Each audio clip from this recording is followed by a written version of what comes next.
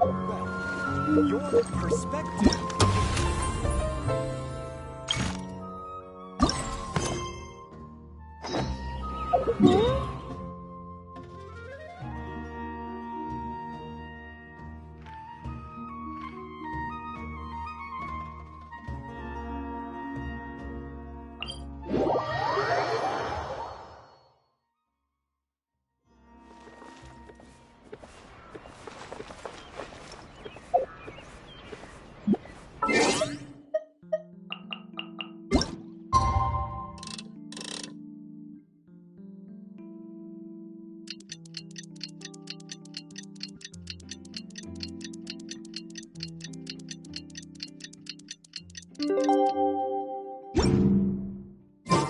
To survive hardship, you must prepare for hardship.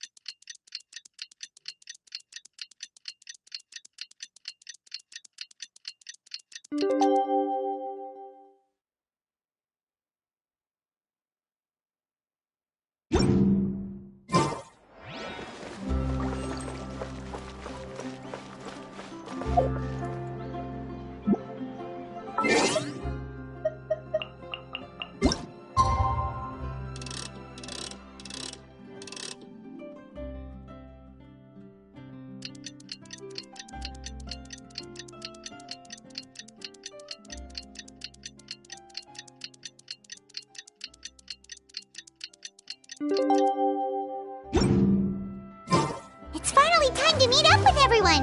Paimon even dreamt of making the film last night. Unlimited Mora? If Paimon remembers right, we're meeting at Hotel de Boer. Let's get going!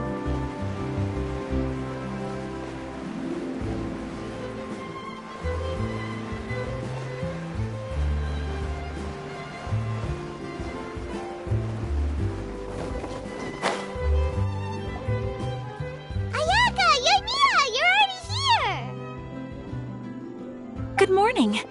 Xavier said yesterday afternoon went well. Yeah, and how about you, Ayaka? What were you up to yesterday?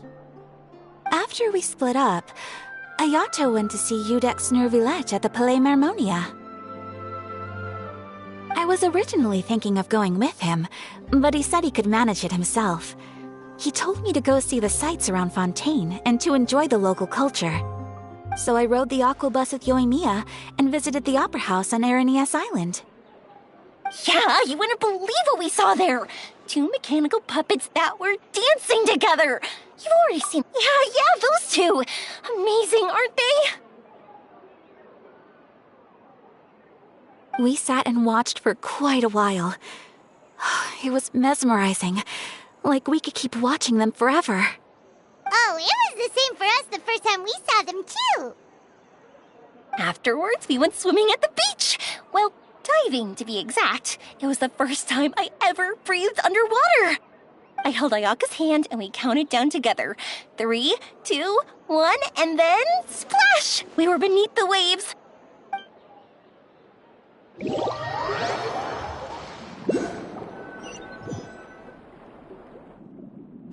At first, I didn't dare to open my mouth.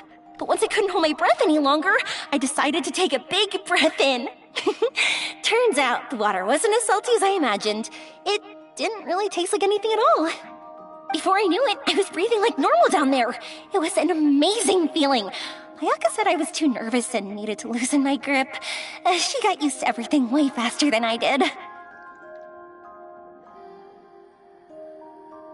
I knew that the Traveler could do it, so I had no doubt we could do it too.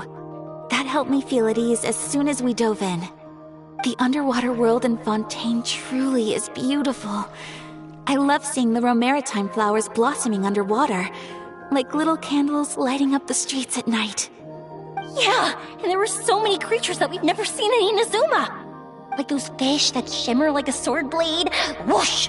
Oh, and those big fish that call when they see people. Ooh. Oh, you mean hunters' rays and blubber beasts. I just love the name Blubber Beast. Just wait till Pops and the others hear about this. They probably won't believe a word I say.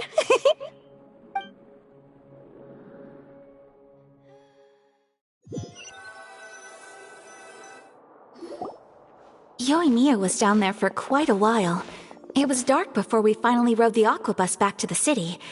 I figured she'd want to sleep in today. Yeah, even I was worried that I wouldn't be able to get up. I still felt like I was drifting in the waves when I went to sleep last night. But as soon as I woke up today, I remembered that we'd all be shooting a film together, and I was ready to go. Speaking of the film, where's everybody else?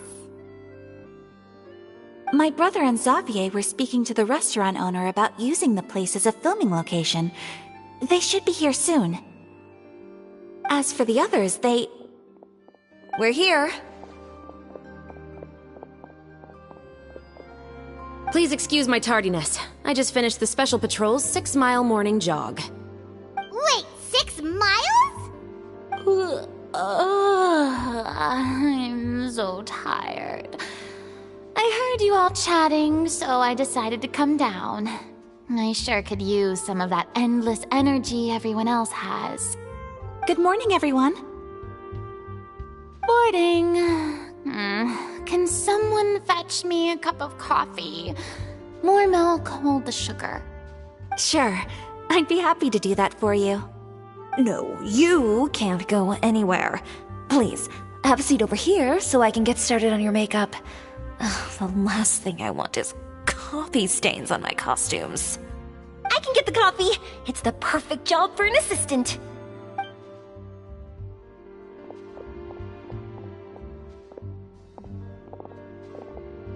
So much energy. Seriously, what's her secret? Oh, Yoimiya's always like that. But you sure look exhausted, Farina. It's because you're not used to waking up so early, huh? Of course not. I spent the whole night reading the novel from cover to cover, marking sections that either need to be omitted or adapted. Wow, Paimon didn't expect you to be so thorough. Well, I was the biggest star in all of Fontaine after all. It takes more than just a pretty face to earn a reputation like that. I know how to get serious when the situation calls for it. I went all out when I was acting as an Archon, so why wouldn't I do the same for my own life? Here's your coffee, Director Farina.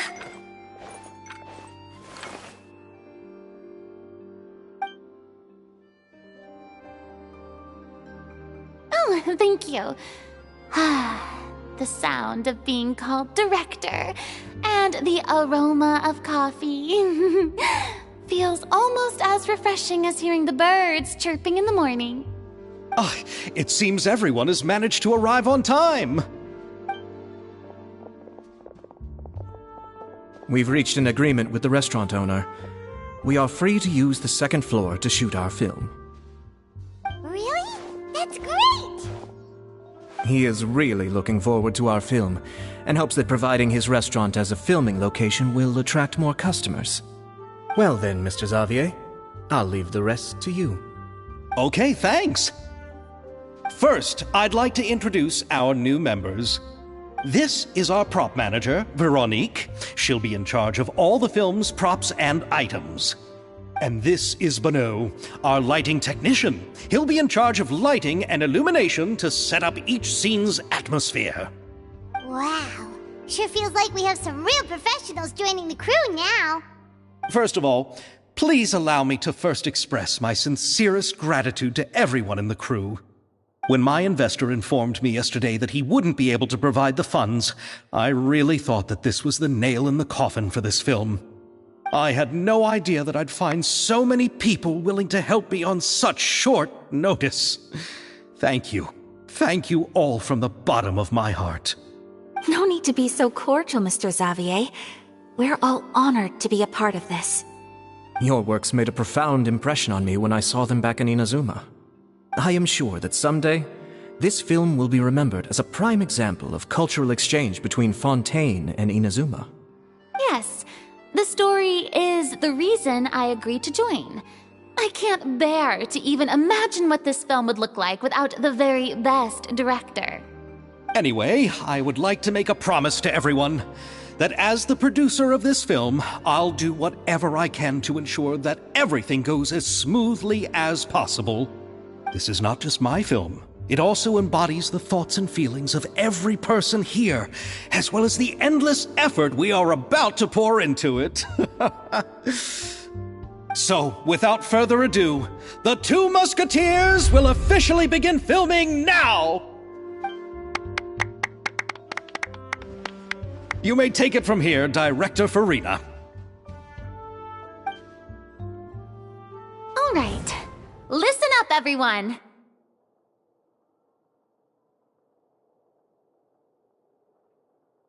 The first scene takes place when the two young musketeers are living at the Baron's home, still unaware of all that is about to happen to them. We'll need props and lighting to set the scene. Our lead actors can go get their makeup done, and extras, please take this time to go over your positions. Whoa. Seems Farina's really kicking things into gear as the director. Is everyone clear? I don't want anyone traipsing around the set like umbrella finches. All right, cameras will start rolling as soon as the set is ready. Let's make a film that'll make some serious waves in Fontaine. Not the kind of waves that drown people. I mean, the good kind of waves. Seems like she's still a bit traumatized by that. Anyway, let's go see if there's anything we can do to help.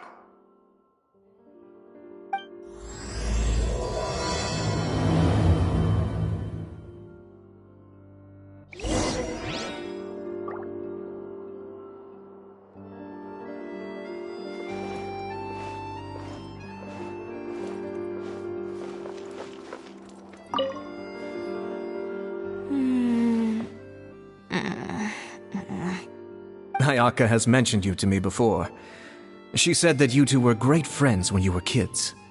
No talking. I'm thinking about how to do your eyeshadow. Ah, yes. To help me really look the part. To achieve a more young and naive look for this scene. Are you saying the wrinkles around my eyes are too deep? You just have too much of a calculating look in your eyes. You sure don't mince your words. It seems you really haven't changed much. Quiet.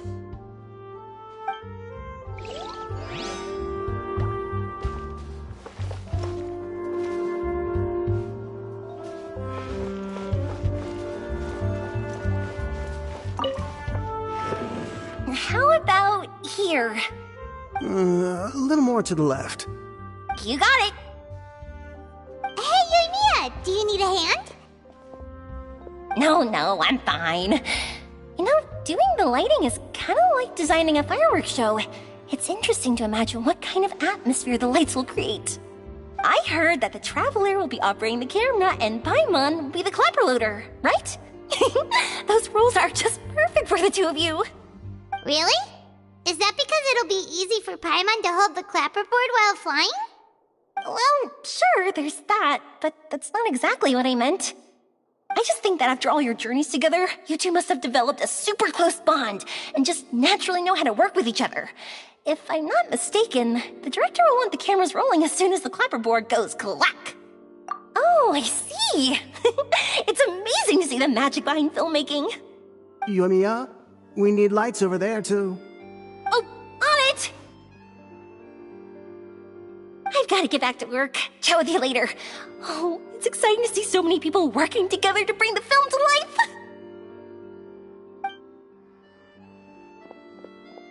Seems Looks like Yamiya's really getting into it. But she was right. We do have a super close bond, don't we?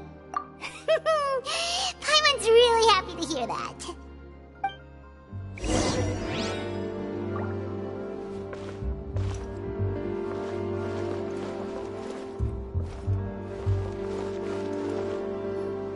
So, this is a real musket? No, it's just a prop weapon. Not bad. Have you seen a real musket before? Only in books and newspapers. I made this one based on the relative shape and proportions I saw in reference images. When we're filming, some special gunpowder will be applied around the muzzle, which will help create the flash and smoke effects of a real gun being fired. Which means it'll be up to the actors to portray the recoil. That's right. The sound effects for gunshots will also be added in post-production. Thank you, Veronique. I think I know where to start now. However, the musket's gears and firing pin could still use some work. Adding some wear on the metallic components will make them appear more realistic. Also, be sure to rub the muskets with some oil each time before we start shooting. That'll give the impression that the firearms have been well maintained. Good point. You seem to know a lot, Miss Chevres. I assume you use these types of firearms on a regular basis? Yes, I perform routine maintenance on my weapons every day. Just like we as people need to eat and sleep, muskets need to be cleaned and maintained. I also perform similar care for my sword every day, and familiarize myself with its shape and weight, to the point where it feels like a natural extension of my body. Yes, this way, our weapons will never betray us in the heat of battle. Yes, well said. It seems we have the same philosophy on this topic. Oh, sounds like they found a common interest to talk about. Though these props differ from the muskets I use, I can still give you some pointers. Good. I look forward to your instruction. First and foremost, never point the weapon at anyone, regardless of whether it's a real or prop weapon or whether you're holding it or it's on the table. This holds for any time when you're not actively engaging an enemy. Okay, understood. When aiming the musket, extend your arm so that it's level with your shoulder, and use your eye to look down the weapon's sights. Like this? Not bad. Now, try saying your lines. This is the end of the road for you. Good. Now turn your body a little. That way, you'll give your enemy less of a target to work with. And relax your shoulders. Here, allow me to demonstrate. This is the end of the road for you. Huh. Excuse me, Miss Chiori. Director Farina, there's something I wish to discuss with you. Oh? What is it? Like this? Yes, much better. What do you think? I do see your point. But are you sure you wish to do this? I believe it would be most fitting. Well, if you insist. All right, I understand. Miss Ayaka, Miss Chevres, could the two of you please come over here? Huh? What's going on? Are we gonna start filming now? Let's go see. What is it? I have a question for you, Miss Chevres. Would you be willing to play the role of a musketeer? What? To clarify, I would like to turn over my role to Miss Chevres. But brother... Don't worry, Ayaka. I actually view this as a good thing. I was becoming troubled trying to set aside some time to speak to the staff at the Palais Mermonia. I would like to have some conversations about the cultural exchange between our two countries, and I've heard that the bureaucratic process here can get rather complicated. Now, I will be able to focus on my work. Besides, you also know that I'm not really one for public performances. Are you really sure? From a director's point of view, I also felt like the relationship between the two musketeers in the original story could be improved. The older brother in the story plays the lead role with his overbearing character, But this causes his character to overshadow that of his sister, and the theme of the two supporting and relying on each other isn't conveyed very well. But if we were to change the siblings to two sisters of a similar age, then that aspect of the story might come through more clearly. Also, I've seen you instructing Ayaka. That cold and dignified personality is exactly what we need for the older musketeer. Of course, even with all these insights, the decision should still be made by Miss Chevreuse. Chevreuse mentioned that she really likes the story, right? Paimon bets that she'll take the role. All right, I'll take the role. Good. It's decided then. I'll get started on making edits to the script. We'll also need to make some immediate adjustments to the lighting, props, and costumes. I have a feeling that our adaptation will be even better than the original story. You're doing a great favor for me, Miss Chevreuse. You have my gratitude. Don't mention it. I like this character, so if anything, I should be the one thanking you. Well, since my brother is the one who brought up the idea, I suppose there's no need to worry. Let's go, Miss Chevreuse. I look forward to working with you. Please, just call me Chevreuse.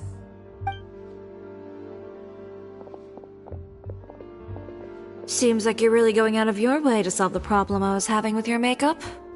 Surely you jest, Chiori. I assure you that I was mostly motivated by a desire to spend more time on formal business. Oh, come on. You really think I'd buy that? According to what I've heard from Ayaka, her brother is someone who can juggle 10 different matters at the same time. I'm sure you have other reasons for backing out. Perhaps. Ayaka always said she wanted to go out and see more of the world, just like the Traveler. But I feel that she needs not only to see other nations, but also to make some different kinds of friends. I think it would be harder for her to make new connections with me constantly by her side. I would like to give her some space. Alright, go on. Spoil her some more. Ayato! It's too bad you're stepping down from the role. Paimon really wanted to see you act as a musketeer. No need to poke fun at me. I'd wager that you also felt that I wasn't the best candidate for the role. It's a little hard for Paimon to imagine you saying those lines. Yes, I've made an appointment to meet some people from the Palais Mermonia. Now, I will have some more time to prepare. Traveler, get the camera ready. Paimon, get the clapperboard. Actors, to your positions. We're about to start shooting the first scene. Go on now. And please take good care of Ayaka. Yep, don't worry. Thank you. I look forward to seeing the film when it's finished. All right. Now that we're all here, let me help set the scene for everyone. The first scene takes place when our two main characters are still living at the Baron's estate. They've been ostracized and verbally abused by others in the household, but they still have no idea why. We want to capture how naive and innocent they are, despite their pain. Chevreuse will be playing the role of the older sister, Tulip, and Ayaka will be the younger sister, Iris. Be sure to get close-ups of the main characters at the right moment. Silence on the set! Lights! Camera! Action! Let's go! Tulip, Mother's been out for quite a while now.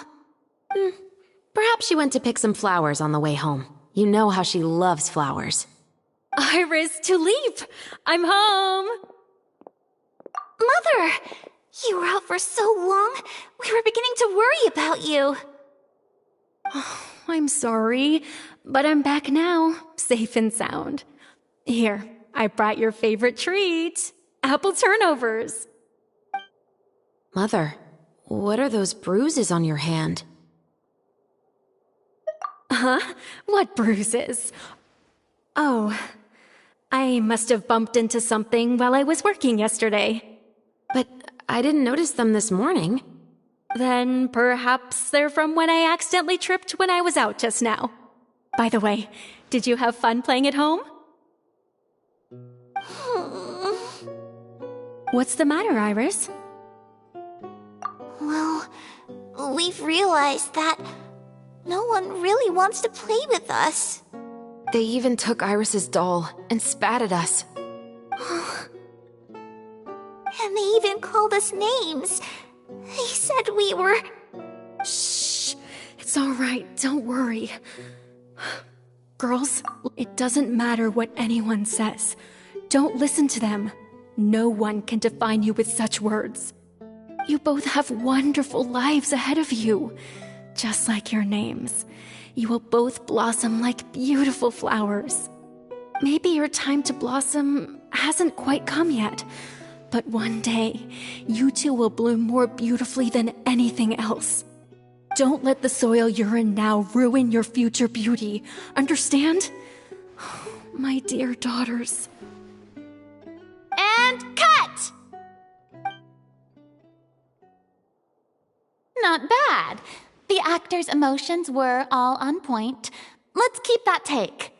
Also, if our clapper loader could avoid shouting at the start of the scene next time. Oh, got it. Great. I was a little worried that my nerves would get the better of me. What about you, Chevros? I felt fine. The lines weren't too difficult at all. Seems like Farina must have adapted the role nicely. You two were great. I couldn't tell it was your first time acting in a film. You should have more confidence. Thank you for your encouragement. Positions, everyone! We'll move on to the next scene after we try a few more camera angles.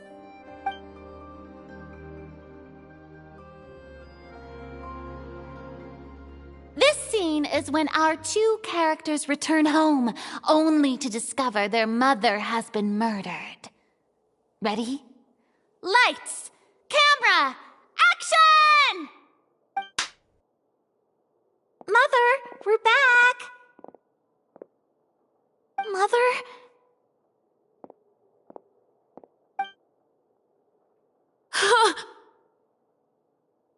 What's wrong, Tulip? Iris, stay away! Huh? Why? What's... Mother! Mother... She's...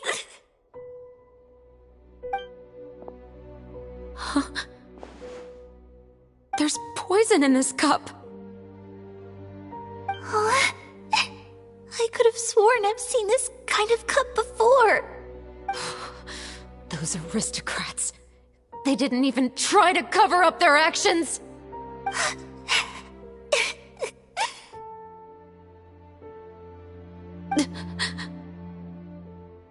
Iris, we need to leave this place. Leave? But now that Mother is gone, where can we even go? Anywhere. All I know is that we can't stay in this house. But are we just going to let them get away with this? We'll have our revenge, I promise you. Just not right now.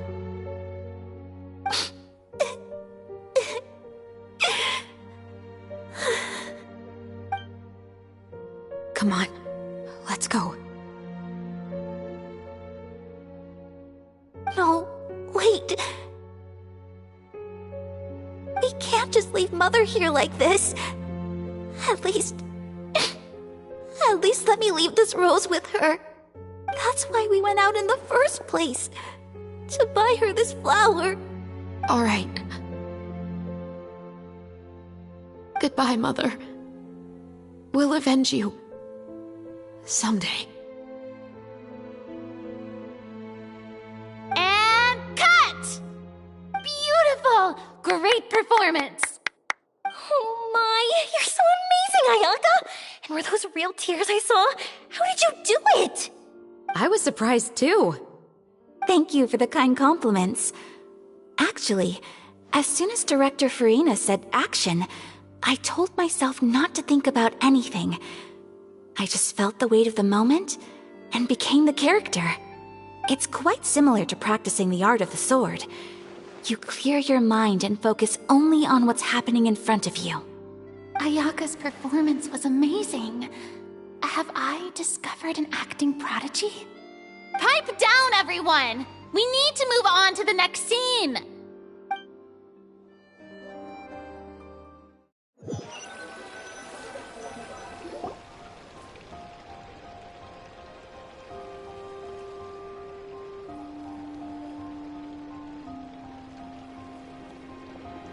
Huh?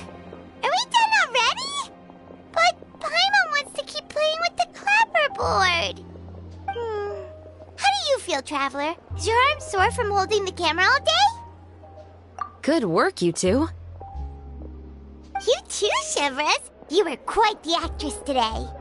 I've read this novel many times before. I have a good grasp of my character's mindset. Anyway, do you remember my request from yesterday? Oh, right! We were having so much fun that Paimon nearly forgot! You have a case where the murders seem really similar to the cases in the novel, right? So, how are they similar exactly?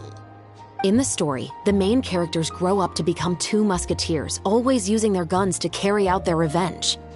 And on each of the victims, they place a rainbow rose as a signal that they've returned.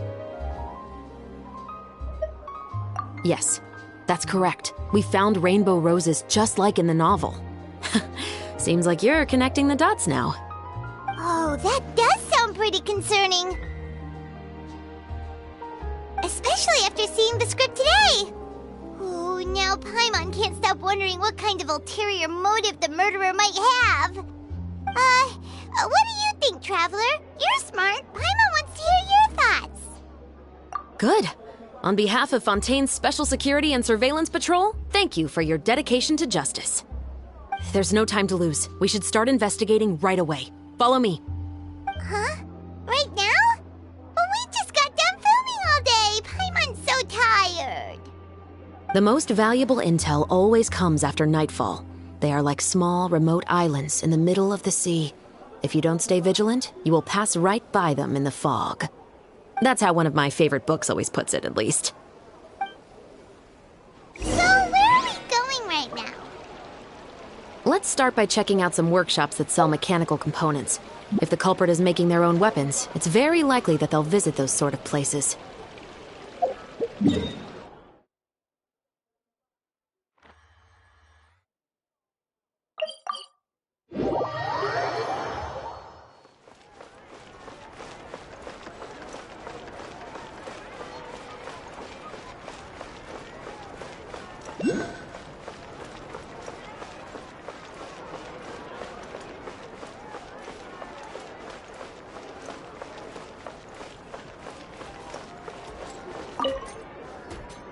Welcome to Le Show's Clockwork Workshop. How can I help you? Hello. I'd like to know if anyone has purchased some special components lately. Special components? Sorry, could you be more specific? I mean the kind of components that aren't typically used for clockwork toys, but for firearms. Huh? For firearms? No, we don't sell those sort of things here. Don't misunderstand. I'm not here to cause any trouble. We are merely investigating a case, and we're hoping that you could cooperate. Well, to be completely honest, I'm not even sure what kind of components that would entail. Has anyone ever purchased components here as an individual rather than on behalf of an organization? We have a lot of customers who buy toys, but those who buy components are all regular customers who buy in bulk on behalf of their organization. Is that so? I understand. Thank you for your cooperation. You're welcome. It's the least I can do.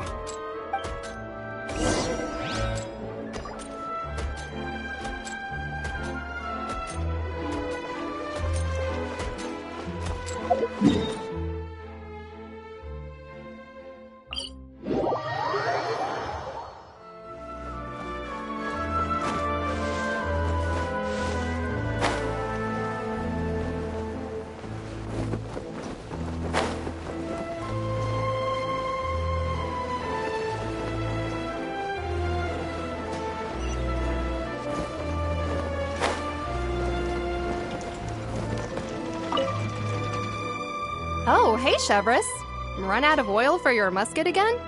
Hello, Estelle. I want to know if anyone has come to your shop recently to order some firearm components. Oh, is this another case? Let me think. I don't think so. Some people have requested that I make some prop guns for the Fontinalia Film Festival, but I refused all of those requests. Oh? Why's that? Because there's no profit! I only make things here that can do some real heavy lifting. I don't have the energy to make some new molds just for the festival. Then has anybody come specifically looking for mechanical components? Well, I usually sell off my scrap to the Fleuve Centre. I don't typically give them to one specific person. I understand. Thanks for your cooperation. Don't mention it. Always happy to have the Musketeers' patronage. Seems like we haven't found any leads to go off yet. Yeah, unfortunately. All right, let's head to Fleuve Centre next. Huh? Are you sure? People might not be so thrilled to see the captain of the special patrol there. You think so, huh? Then I guess you don't know. Huh? Know what?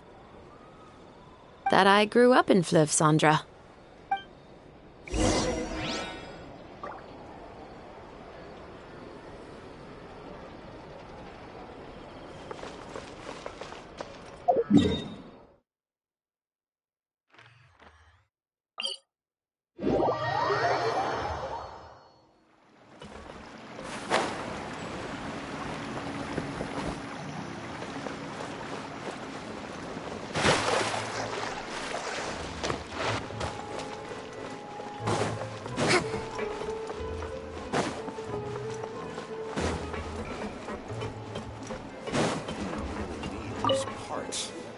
What's taking him so long? It's been a while, Tetro. Please, just get on with your request. I want to know if you've heard anybody talking about muskets lately. Information isn't free, you know. I've heard that bandits have been extremely active in the countryside recently, and they've been affecting the delivery of goods to Poisson. I can allocate some more manpower to help out with that problem. What do you say? You're still as helpful as ever. One of our men got drunk at dinner about a month ago and lost his gun. 3 days later, it turned up in the corner here. What's weird about that? He just forgot where he put it, right? This is Fleuve Centre, my friend. Anything of value left in the tavern won't ever make it to the next day. But that gun turned out to be an exception. It didn't get any new wear and tear on it, and didn't even appear to have been fired. We were quite mystified as to what could have happened. I suspect it came back because the weapon was already known to the guards. You mean, a criminal was afraid the Marechaussee Phantom would use the shot marks to track them down? Maybe. But if that's the case, the culprit really took great care to avoid getting caught. I didn't say anything about a criminal. In Fleuve Centre, knowing who was killed is as easy as knowing what clothes you're wearing today. It's the guy living in the east side, isn't it? I've never liked him. Every time he's here, he just orders a drink and sits there with a nasty look in his eyes. So, who was the one who lost the gun in the first place? Don't bother. Even if you ask, he wouldn't admit to owning a gun to some strangers. Not to mention the captain of the Special Security and Surveillance Patrol. He's right. I know you grew up here, Chevreuse. Even though you're on good terms with the Spina, you've still been gone too long. Not many people know you here now, and a lot of people don't like the Special Patrol. I know. So take my advice and don't show your face too much around here. It's for your own safety. I'll come and go as I please, and I'm afraid I'll be appearing more often due to my work. All right. Don't say I didn't warn you.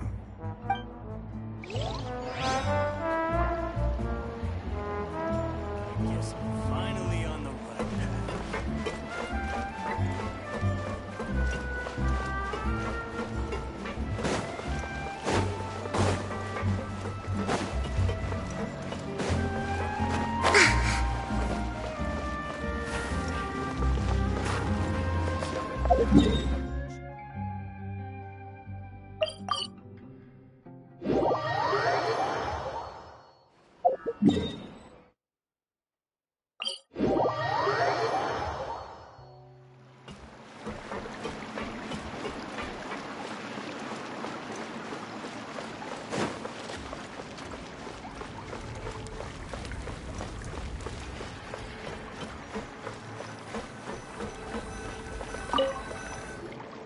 What's all this? Some broken planks and barrels, as well as some liquor bottles? Yes, but have a closer look, Paimon. Even though somebody has purposefully tried to clean them up, these are obviously marks from musket bullets. In other words, someone was here trying to improve their shot. They were using the barrels and bottles for target practice. Could it have been the killer? Your guess is as good as mine. Although many people at Fleuve Cendres own guns, few hide the fact from others. And even fewer would go to such lengths to hide markings from practice shots. Anyway, let's go. There might be more to this.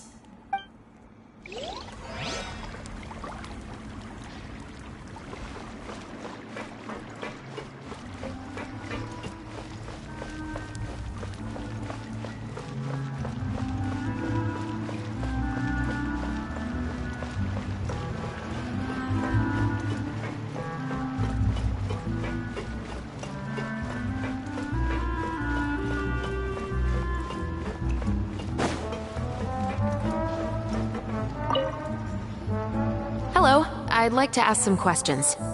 I don't know anything. Don't worry, I'm not here to arrest anybody. You say that now. It's the truth. Here, take this as my guarantee. Wait, did Paimon just see what she thinks she saw? Is the captain of the special patrol bribing us? Seems you're different from the other guards. What do you want to know? Have you heard anything related to muskets in Fleuve Cendres lately? Anything at all? Muskets, huh? All I know is that about 2 weeks ago, we started hearing some loud noises at night. So loud that it's been waking me up. Were they gunshots? Possibly. It's hard to tell around here. Someone's house collapsing, a pipe exploding somewhere, it's all the same. But the noises I'm talking about definitely happened after I fell asleep. Do you know where the noises were coming from? I don't remember clearly. Is it that you don't remember, or that you need to think about it some more? You tell me. Then please, think about it some more. She's giving her even more. The noises came from the end of the southern waterway. I came out and had a look for myself and I wasn't sleeping well, but I didn't dare get too close. That's all I know. All right, I'll take your word for it. Thanks for the pâte de fruits.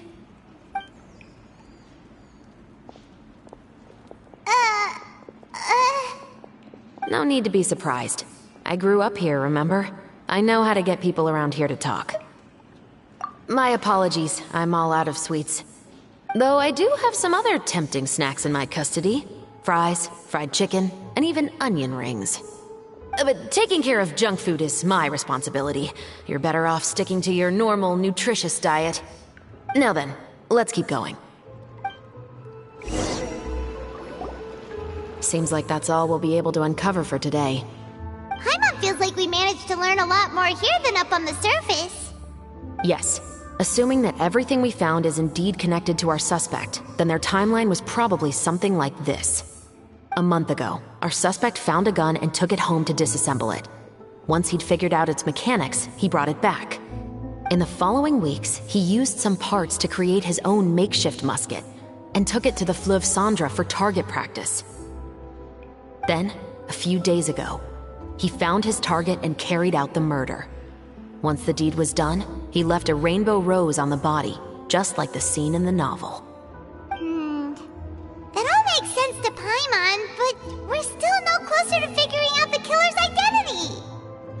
The deceased was a resident of Fleuve Cendres. It's said that he was a poor, solitary man. Yeah, that's also something I'm trying to figure out. If we are indeed following the novel, and there's a story behind the murder, then this murder should be an act of vengeance. But according to our investigation, the deceased didn't have any enemies. He was no saint, but no one's heard of a rival who hated him enough to shoot him dead. Much less care to leave a rose on his body. What message is the killer trying to convey? And to whom exactly? We've thoroughly investigated that possibility. He claims to have spent the whole day at the Opera House on the day of the murder, and the staff there have confirmed his account. Okay, so he has an alibi. Not only that, he lacks a credible motive as well. He has a family of his own, and both of his parents are still alive. I've looked into his records. He was adopted at the age of 6, and all the proper procedures were followed. There are also records of him at an orphanage before then. In the story, the mother of the 2 musketeers was murdered after the children turned 10. Of course, he could have changed the children's ages, but I don't want to assume anything without evidence. More importantly, I've also had a chat with him in person. He didn't seem like the kind of person who would pull the trigger to kill a man. Then, what should we do now? We have all this new information, but it doesn't help us move forward. Investigations take time. I didn't expect us to catch the culprit in just a single day. How about this? Let's spend the next few days filming with the crew. We can continue the investigation once we're done with the film. I'm sure that given time, new leads will present themselves. Wait, but weren't you saying Intel is like small, remote islands in the middle of the sea just a moment ago? Wouldn't you just miss them if you were to stop looking? Ah, but the book had more than one reference to the islands, Paimon. Oh? What else did it say then? As long as you spend enough time sailing through the fog, you'll eventually come across an island.